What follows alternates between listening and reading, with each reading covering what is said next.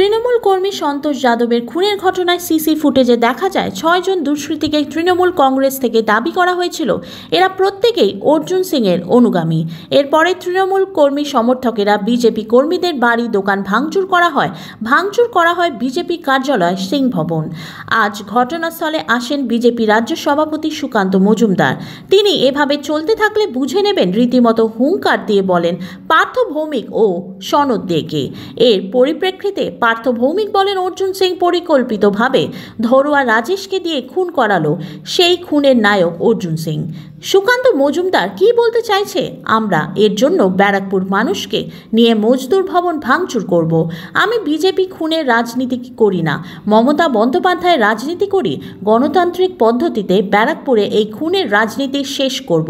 কালো পতাকায় গৌরীপুর মুড়ে ফেলার প্রসঙ্গে তিনি বলেন আমার দলের কর্মী মারা গেছে, কালো পতাকা তো লাগাবই। পার্থ ভৌমিক সনদে গুন্ডামি করছে বলেন সুকান্ত মজুমদার। পার্থ ভৌমিক বলেন সব মানুষ জানে কে গুন্ডা কে খুনি। পার্থ ভৌমিক সনদে দাবি করেছিলেন গুলি করে খুন করা হয়েছে, যে কারণে সিপিকে বদল করা হলো। পার্থ ভৌমিক বলেন যেভাবে পড়েছিল সনদের মনে হয়েছিল যে মাথার পাশে ক্ষত হয়েছিল, সেটা আবেগে ও বলছে। মানুষের মধ্যে যদি ভয় না থাকে, মানুষ যদি বেরিয়ে এসে ভোট দেয়, তাহলে পরে তৃণমূল কংগ্রেস নামক দলটার অস্তিত্ব থাকবে না। আরে ভোট তো দূরের কথা, পুলিশ সরিয়ে নিন না।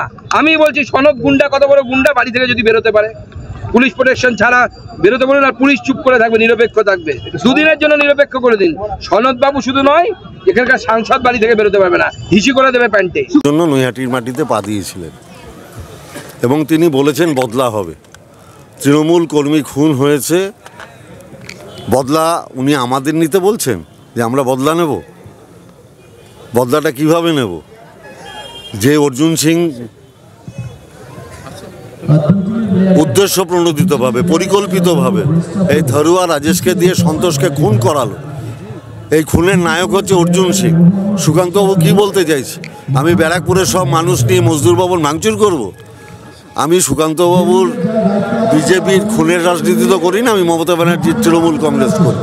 গণতান্ত্রিক পদ্ধতিতে এই খুনের রাজনীতি আমরা ব্যারাকপুরে শেষ করব। আজকে কালো পতাকায় মুড়ে ফেলা হয়েছিল গৌরীপুর সুকান্ত মজুমদার আসার আগে। না না, আমার দলের কর্মী মারা গেছে, আমার দলের লোকেরা কালো পতাকায় তো লাগাবি, স্বাভাবিক।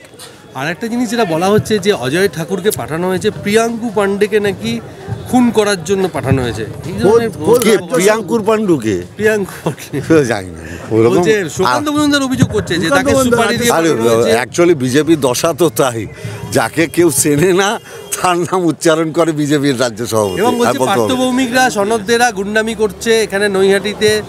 নৈহাটির মানুষ জানে, ব্যারাকপুরের মানুষ জানে, সব মানুষ জানে কে গুন্ডা কে খুনি আর কে কি, সব জানে। সন্তোষ তৃণমূল কর্মী, সন্তোষকে বলা হচ্ছে যে ওরা দুষ্কৃতীদের লড়াইয়ে খুন হয়েছে এবং সেখানে সিসিটিভিতে স্পষ্ট দেখা যাচ্ছে যে গুলি চলেনি, কিন্তু ওনারা বারবার গুলি চলেছেন বলেছেন। সেই মতপার্থক্যের জেরেই পুলিশ কমিশনারকে সরতে হবে। একদমই না। প্রথম অবস্থায় দেখে যেভাবে ওর বডি উদ্ধার করা হয়েছিল, ওই ক্ষতবিক্ষত চেহারা দেখে আমাদের বিধায়ক সনতের মনে হয়েছিল গুলি চলেছে। সনত তো আর গুলি চালায় না, অতএব গুলি চালালে গুলি লাগলে কীরকম হয় সে অভিজ্ঞতা সনতের নেই, যে অভিজ্ঞতা অর্জুন সিংয়ের আছে। ও জানে কোনটা গুলি চলেছে কোনটা গুলি চলেনি। সনত না বুঝে ওরকম ক্ষতবিক্ষত দেখে ভেবেছে কানের এখানে গুলি লেগেছে, ও সেই হিসেবে আবেগের বসে বলেছে। আমরা যখন পোস্টমর্টমের রিপোর্টে বেরিয়েছে গুলি নেই, ইট দিয়েই থেতলে, কীভাবে মেরেছে দেখেছেন আপনারা? কোনো মানুষকে এভাবে মারতে পারে? আর মারার যে মূল নায়ক সে অর্জুন সিংয়ের সাথে মিছিল করছে, অর্জুন সিংয়ের অফিসে বসে আছে। সনদে সব কটা ছবি পোস্ট করেছে, আপনারা ছবিগুলো দেখুন। আজকে যেটা বলা হচ্ছে যে এই যে খুনের যে কারণ, মানে কিভাবে খুন হয়েছে, সিসিটিভি ফুটেজে স্পষ্ট দেখা যাচ্ছে ইট দিয়ে থেতলে খুন করা হয়েছে, অথচ বারবার আপনারা বলেছেন গুলি চলেছে। এই মতপার্থক্যের জন্য পুলিশ কমিশনারকে সরানো না, এটা প্রশাসনিক ব্যাপার। আমি তো পরিষ্কার ভাষায় বললাম, খুনের পরবর্তী ওর মুখের অবস্থা দেখে যেরকমভাবে অবস্থা ছিল সেই দেখে সনতের মনে হয়েছিল কানের পাশে মাথার উপরে সবারই তাই মনে হয়েছে যে এটা গুলি চলেছে, সেই আবেগে বলেছে। কিন্তু সনদ তো আর গুলি চালায় না, জীবনে চালায়নি, অতএব ও জানে না যে গুলি চালানোর দাগ কীরম হয়। ওটা অর্জুন সিং জানে, কারণ অর্জুন সিং গুলি চালিয়ে অনেককে খুন পুলিশ করেছে। কমিশনের সঙ্গে ইনি কি আপনাদের কোনো মতপার্থক্য ছিল? না না না, আমার এটা সাথে বারবার বলা হচ্ছে বিজেপির তরফ থেকে, সেই কারণে তাহলে বিজেপির সাথে নিশ্চয়ই যোগাযোগ আছে, আমি বলতে পারবো না। অধিকারী আসছে কেন মিছিল করবে? সে আসুক। শুভেন্দু অধিকারী, আমি খুব ভয়ে ছিলাম নৈহাটি উপনির্বাচনের আগে, কেন শুভেন্দু অধিকারী নৈহাটিতে ঢুকছে না, কারণ ও ঢুকলে আমার মার্জিন বাড়বে। ও দুবার ঢুকেছে, আমার 50,000 মার্জিন হয়েছে। আরও যদি 3বার আসে সারা ব্যারাকপুরের সবকটা সেট আমরা। আপনাকে ব্যক্তিগত আক্রমণ করছেন, ও করুক, কি বলবেন এটা? আমি কিচ্ছু বলবো না, মানুষ উত্তর দেবে। 63,000-এ মানুষ ওকে হারিয়েছে, আমি হারাইনি। পার্থদা 2026-এর একটি ভোকাল টনিক দিয়ে গেল সুকান্ত। আমি জানি না, ওইখানে ভোকাল টনিক দিয়ে কোনো লাভ নেই। সুকান্ত বাবুদের সারা বাংলায় খুঁজে পাওয়া যাবে না 2026। ব্যক্তিগত আক্রমণটার কারণটা কি? কেন আপনাকে বারবার ব্যক্তিগত আক্রমণ করা? আরে আমার তো কি জানো, শাহজাহানের জমি আছে, শিবুর জমি আছে, তো ইলেকশনের আগে প্রচুর বলেছে, সব মানুষ জানে। তারপরেও তো ব্যারাকপুরের মানুষ ওকে 63,000-64,000 ভোটে হারিয়েছে। এবার ও ভাটপাড়ায় হারো। আপনাদের মাধ্যমে আমি আপনাকে দায়িত্ব নিয়ে বলছি, ও দাঁড়াক কিংবা ওর ছেলে দাঁড়াক, ভাটপাড়ায় মমতা ব্যানার্জি তৃণমূল কংগ্রেস জিতবে। উনি আবার বলছেন যে ব্যারাকপুরে কিছু হলে একটা রিটার্ন থাকে, মানে কোনো কিছু হলে পাল্টা হতে পারে। এইটা কিসের ইঙ্গিত উনি দিতে চাইছেন? উনি আমার একটা ছেলেকে খুন করেছেন, উনি ভাবছে যে তৃণমূলের পাল্টা করতে পারে। আপনি ওনাকে নিশ্চিন্ত করতে পারেন যে পার্থভৌমিক যতদিন মমতা ব্যানার্জি আস্থা পার্থভৌমিকের উপরে আছে, ততদিন অবধি এই ধরনের কোনো রিটেলিয়েট এখানে হবে না।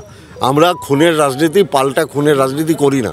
আমরা মানুষকে সংঘবদ্ধ করে অর্জুনের এই খুনের রাজনীতি ব্যারাকপুরে বন্ধ করে দেব। আজকে অভিযোগ করে গেছেন যে আপনি সংসদে এলোমেলো ঘুরে বেড়ান, আপনি এখানে এসে দুষ্কৃতি রাজ চালান। কি বলবেন? মানে গুন্ডা দমন না করে আপনি দুষ্কৃতি রাজ? সেটা তো ক্রমশ বোঝাই যাবে, সুকান্তবাবুরা বুঝতে পারবেন। আমি দলের কাজে যেখানেই ঘুরে বেড়াই, সেটা দলের নির্দেশে ঘুরে বেড়াই। আমি তো সুকান্তবাবুর কথা অনুযায়ী ঘুরবো না। সুকান্তবাবুর কথা অনুযায়ী শুভেন্দুবাবু চলেন কি? একটু সুকান্তবাবুকে জিজ্ঞেস করুন।